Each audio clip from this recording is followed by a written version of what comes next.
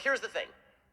If everything boils down to power, well, then everything becomes a power game. Principle is of no consequence because principles are all lies.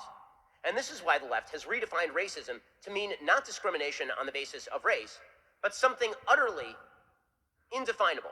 Right? Ibram X. Kendi, who is the greatest race grifter of our time, he put it this way. This is how he defines racism. You ready for this? Here we go. Quote, a marriage of racist policies and racist ideas that produces and normalizes racial inequities.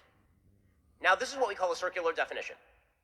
Right? I mean, if I say to you, I want you to define the word chair, and you say that a chair is a chair that is made through the principles of chairdom, I have not offered you any sort of definition of the word chair at all.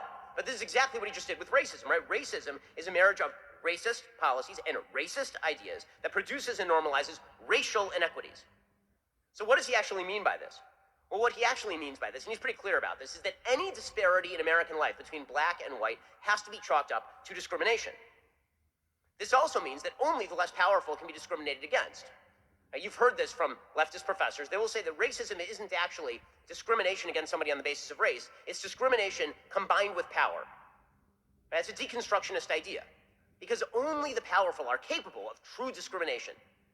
So, for example, if a black person beats up an Asian person on a subway station in New York, then this is not worthy of national news coverage in any way, because after all, black people are by and large victims in American society.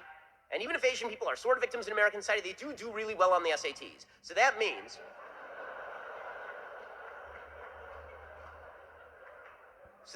that this can't actually be a racist act. Right? You see this in the way that the left treats anti-Semitism. When a white supremacist goes and shoots up a synagogue, that's white supremacy and racism and evil. When a black Hebrew Israelite tries to shoot up a synagogue, then that's just a local news story. It's just something weird that happened and we can't really explain it. It's not racism or anti-Semitism in any way. Because in the intersectional hierarchy of power, it's the power status that matters. Everything is shaped around the power status.